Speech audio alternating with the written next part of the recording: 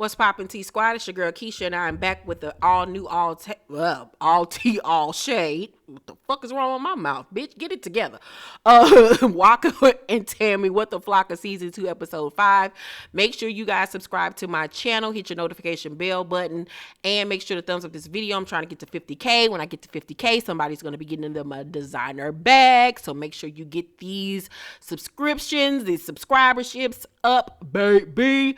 Also on the docket this week, we have a brand new episode of Tea Party this Monday or Tuesday. It'll be dropping. The topic is on Real Housewives, Prophet Lot, Drew Sidora, Latoya, Forever situation, as well as true friendship versus fake friendship. It is a great episode. Please make sure you guys tune in. Also, I have my formal dress video that will be dropping this Thursday. It is hilarious. You do not want to miss out, you guys. Please make sure to tune in for the premiere this Thursday at 6 p.m. Central Time. And tonight there will be brand new episodes of Behind the Scenes Tea and Spill the Tea tonight. Y'all are getting 4 videos today, this Saturday. Happy birthday as well to my late grandmother who just passed away. She would have been 93 years old today. We love you, Granny, and we miss you. I know you up there kicking it with Grandy or Granddad and all of your children and your granddaughter. Oh, I know you're in heaven having a grand old time with Pat, my other grandmother. Y'all up there eating good and laughing, honey, and kicking back with Jesus and all his other men, Noah and all them in the ark. Y'all on the boat, baby, riding through the sea on Noah's ark. Y'all on the yacht, baby. Y'all up there cruising and grooving. Okay, so on tonight's episode, Waka visits Deb at her office and is surprised that she cleaning up. Remember I told y'all the dude Cortez that does the videos, the prank videos with his grandmother, what is the grandmama name? Oh my God, I cannot think of his grandmother's name right now. But Cortez, he does the prank videos with his grandmother in Miami. And he did a prank on Deb one time and he was at her office. Go on his YouTube channel and find the video where he pranks Deb. And when y'all see the way Deb's office looked, it was a trifling ass mess. It was so disgusting. I was shocked that she was that nasty. I was like, ew. So, like I said, Waka was even shocked that she was in there cleaning up, which says a lot. So Deb tells us that she is partnered up with a condom company, child, and Waka looking at her like, girl, if you don't sit your old ass down somewhere, because you ain't even used condoms. You had like 9 kids, girl. So Waka tells her that they made Charlie clean up her room and they threw away all her makeup and gave her a curfew with her phone, because they feel like they've been too soft on her. And Deb brings up that Tammy called her saying that she felt like she was failing Charlie and wonders, has she just been so busy with everything else that she's not paying attention to her? And I was like, well, when she stopped paying attention to the child? Because every time we look up, she breathing down a girl's neck like she a fucking dragon. So Deb says that, she felt really bad for Tammy or whatever. I think Tammy just going through something. I don't know what the hell is wrong with that lady. So Deb tells him that they need to get Tammy's music out because the music is really great. But Waka says he don't want to push her because he fears that it could roll over into their marriage.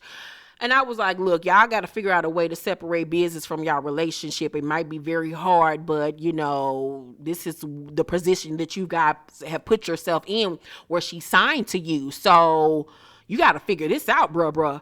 So, he tells her that Tammy is going to Baltimore alone because she needs space. And Deb was like, she doesn't see anything wrong with space.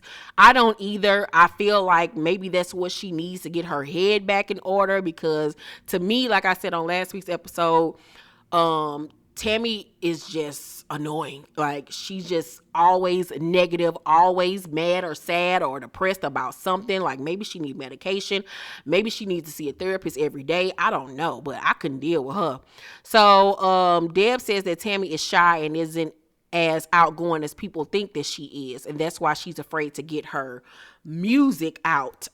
Deb also tells him that Tammy said that he wasn't romantic anymore. So, those are things that can all be worked on and fixed, though. But you have to want to fix those things in order for you to get over those hurdles. And I don't necessarily know that Tammy wants to. So, Tammy is in a car with her mama, and she says she's ready to get back to work. And when she goes to Baltimore, she has a photo shoot. And her mom is mad, however, that Tammy isn't taking this stalker thing seriously and tells her that she shouldn't be going out nowhere by herself. That's the same thing I said last week. Her husband tried to tell her child, but she just do not want to listen. And I'm like, how you not taking this thing seriously? Like, what? Like, girl, like, get somewhere and sit down. She comes, I'm a gangster. Girl, we saw how Jocelyn beat your ass up. You ain't beating up nobody, girl. So the PI sits down with Waka and tells Waka that the stalker lives in the Baltimore DC area and that he keeps talking crazy online about him and thinking that he in a relationship with Tammy, and the PI wants to get a restraining order so that can ban him from posting about her, contacting her, anything. So Waka agrees and says that he's going to keep all this information away from Tammy because he doesn't want to make her uncomfortable. And that's what a husband should do. But as a husband, he should also put his foot down and tell her, I don't give a fuck what you think, you're going to have security around you at all times. So Tammy has dinner with her mom and her sister Keisha. And her mama tells Keisha about the stalker, and the sister is even shocked by this. So Tammy says that the man has abduction charges and that Waka is handling everything. And her mom was like, girl, you need to go to therapy. And Tammy was like, you need a life coach. And the mom was like, no, I don't. Tammy says, you always make decisions selfishly. You've been running the streets like my whole life. And the mama is very, what's the word I'm looking for? She is taken aback by this. The mama was like, I was married to your daddy when you was little. How was I, running around? She was like, girl, I don't remember that. Like, that was when I was a baby. So the sister Keisha agrees with Tammy and says that they needed her and she didn't care to make the best decisions for her kids with growing up. Her mother was an addict at some point and she was ripping and running the streets. And the mom was like, I'm not going to stop enjoying my life. And I'm not going to dig up the past. And I was like, okay, mama got to have a life too. Yeah, the mama ain't learned much of nothing. And I think this is the reason, I know that this is the reason why Tammy is so controlling when it comes over her daughter, probably because of the situations that she was dealt and had to deal with her having an absent mother. And she probably went through some shit that she hasn't revealed yet. I don't know. Maybe she could have been touched on. Maybe she, just seeing her mother on drugs. She never wants her daughter to be around that type of thing or that type of environment. That's why she's such a tiger mom when it comes to Charlie. But she has to realize that she's not her mother and Charlie is not her. You know what I'm saying? This is a whole different situation. But Tammy also had to take care of her little sister and take her in. She had to become an adult way faster than she should have. So she never really got the chance to be a child or a teenager. She's been taking care of people her whole life. And I think that's where the resentment has come in because she's just been, there for everyone and hasn't had time to figure out who she is as a person. Like, she don't even know who she is. Maybe that's why she don't like nothing, because she doesn't really know what she likes, what she want to do with herself, because she's never had the opportunity just to sit down and think about it. Maybe that's why she constantly always needs space so she can think. So Tammy in her confessional say, I feel like I'm at a boiling point. For once in my life, I want to be selfish and be okay with it. And that goes back to everything that I just said. Tammy was like, are you afraid to look in the past because you're afraid you'll have to apologize for some things? And the mom was like, no comment. I don't like when people can't take responsibility for their actions. How hard is it for you to say, I fucked up, I'm sorry? So Tammy heads to therapy with her girlfriend, who was the one that really suggested that she go. So she heads into the office with the life coach alone, and she tells the life coach that she feels detached from everything and that she takes care of everyone and has been since she was a child. She tells her that she worries about Charlie because she has daddy issues and is a lesbian now. She worries about Charlie wanting to be accepted by people. And that is a very scary thing for a parent, to go through your child wanting to fit in so bad that you're afraid that they'll do stuff that they shouldn't be doing just to fit in. But you have to let your kids fall in order to learn. That's something that even I've had to go through as a parent, with letting go of the reins and allowing Kyrie to grow up and be a man and go through things. Even though we want to protect our kids from pain and any kind of hurt, we can't be there all the time. So she tells the life coach about the night prior. She was consoling Charlie as she was crying over her little girlfriend, and she got mad about this. She was like, why you letting that little bitch make you cry? she said, that Charlie was like, you feel like because I'm dating a girl, you think I shouldn't be crying. And she was like, no, that wasn't it. I just don't want nobody thinking they can manipulate my baby. And she says that she gets irritated by weakness. And once again, I can understand it because, baby, I don't play about that one. Kyrese, I don't play about that. I play about a lot of shit, but I don't play about that one. So I have been in a situation too where I don't want anybody to manipulate my child because Kyrese has grown up to be kind of somewhat sheltered. And there's a lot about the world that he doesn't understand and that I fear for him. I don't want any girl or any dude to manipulate him or anything like that. But and even when Tammy talked about she gets irritated by weakness, I agree with that. Now that's something that I can actually agree with her on. It annoys the hell out of me when people be on that I can't or I don't know how. Figure it out. Like, I've always been a go-getter. If I wanted something, I've always gone after it. If I fail, oh well, I'm gonna try again, or if I won't. But I don't like that weak ass shit. Like, dust yourself off and try again. Like, that's one thing that I cannot stand. So Charlie goes shopping with her Aunt Becky to shop for a new look because she's going to Baltimore and she wants to be cute. So she tells her Aunt Becky that she hasn't heard from Emiliana and, it's bothering her.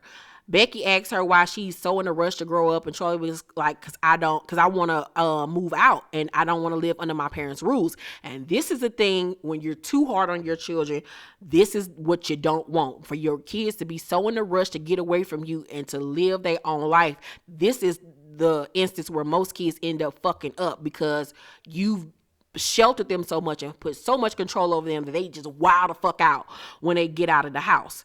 So her aunt is telling her, chill out. Like, girl, you are not ready to move out. And she tell her, like, life gonna kick your ass, little girl. So the coach tells Tammy, I see we have some issues with vulnerability. And she was like, does your husband make you cry? And she was like, not no more. And you could tell that Tammy has built a wall around her heart with everything that she's gone through.